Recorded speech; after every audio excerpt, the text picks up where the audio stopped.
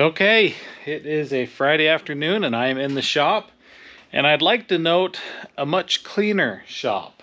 See, look at that table space over there, and we've got floor space and counter space and workspace, and with all that space I've brought Sammy in. It is time to give Sammy some major love. You might have noticed on the last trip that I went on, I got a little Western on some of those drives. Insert that footage right here.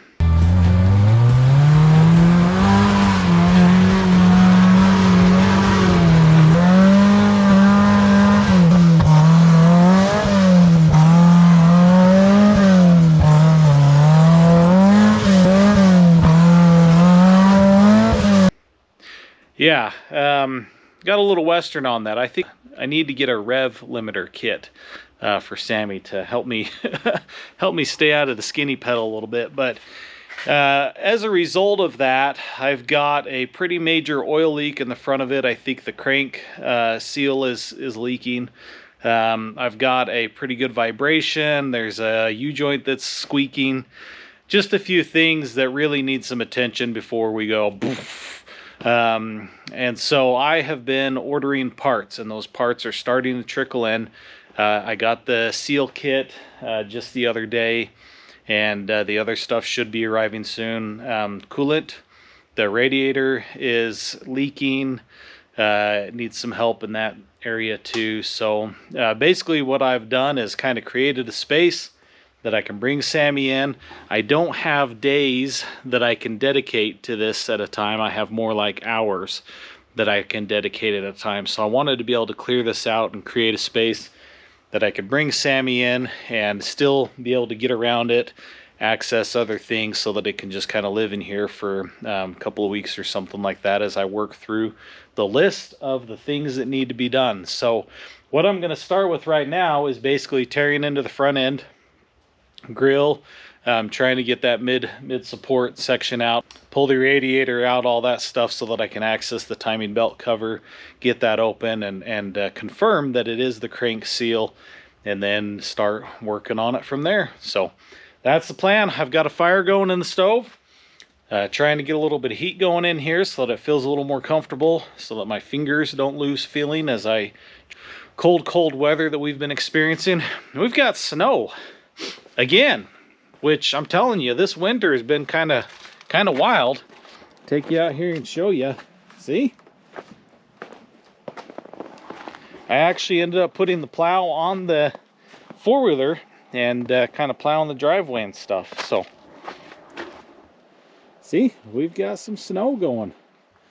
Toner's looking for a ball. I threw it right in that hole that's on the hill there. If you can see that pock mark. That's where it is, but she hasn't figured it out quite yet.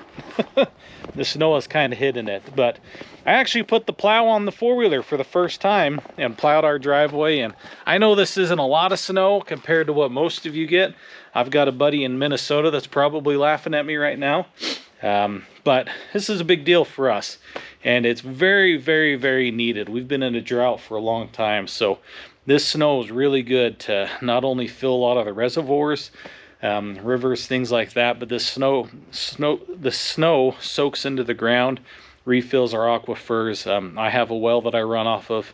Really important. So I'm trying not to complain about the cold, the mud, the wet, and just be grateful for what we're getting. But it has just been kind of cold and miserable. I'm happy the sun's out.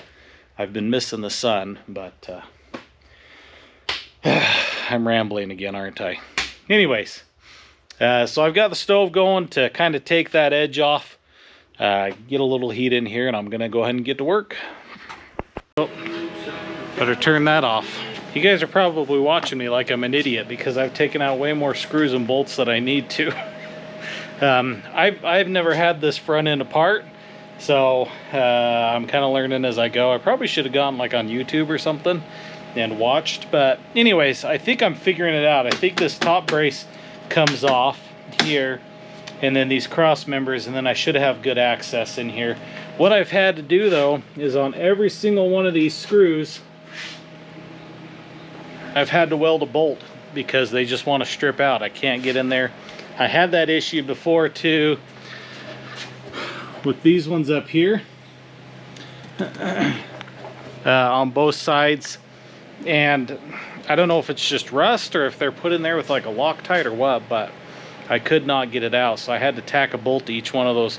They're loose now. I'm just letting them cool down a little bit so that I can get them out, and then I think we'll be a little bit closer.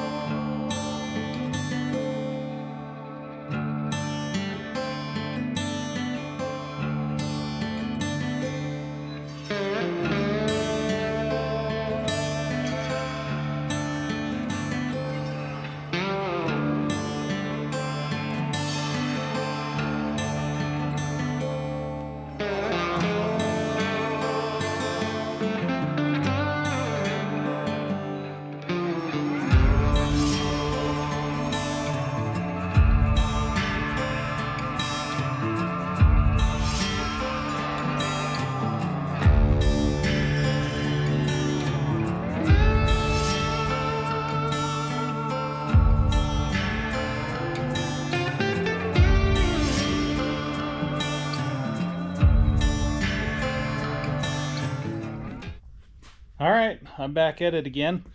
This is the next day, next afternoon.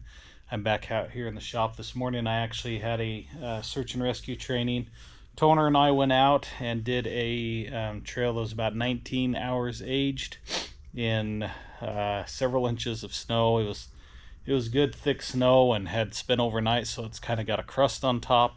Not a lot of fun to hike through, and it was about 4 miles long. So it was definitely a stretch of our training that we've done and our abilities, but it was really good to kind of push her and see that she can do a trail like that. With some help for me, and just a good experience to kind of go through that process and see some of the areas that we need to improve on, and kind of push ourselves on for real world experiences that we'd encounter. But I'm back out here today. I'm going to keep tearing into Sami here, see if I can't get the timing belt cover off, and confirm that it is the seals that I need, and then kind of take it from there.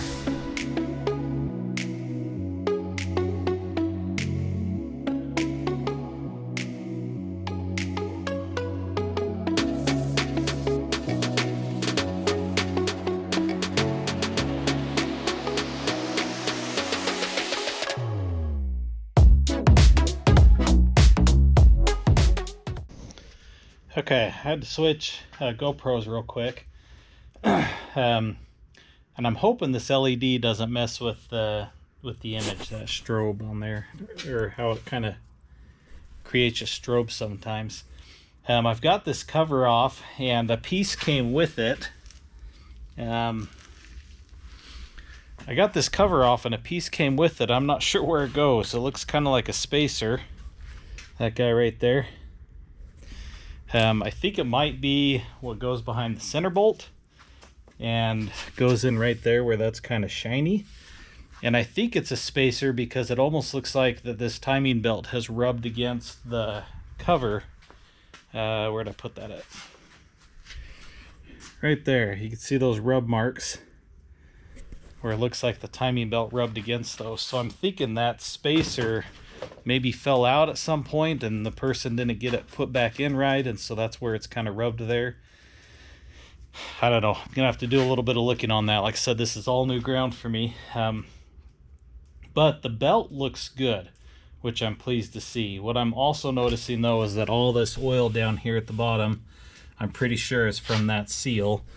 So that's a bit of a relief too. I think it confirms that that's where that major kind of oil leak came from. So that's a good thing. I've got the parts. I think I could fix that, and we'll be in good shape. So I'm gonna do a little bit of research real quick, because I've got to pull the timing belt and that pulley and stuff. I'm pretty sure I'm where I need to be with those 2 marks lining up right there. I don't know if you can see that or not, that I tried to line up to make sure that was correct. And then we'll kind of see what's next. Start over. Okay, so I did a little bit of looking, and I don't know a lot about this. Like I said, I'm brand new to figuring this out, and so I'm using YouTube University to kind of learn and understand what I'm dealing with here. And what I do know, though, is that the timing is going to be critical to get this back to where the timing should be in order for it to fire up and run like it needs to. So what I found out is I need to make this mark here. Now, if you can see that, line up with that there. And then this E and this mark is supposed to line up with the top up there. So I'm going to crank this around. I'm going to crank this around and see if I can't get those lined up.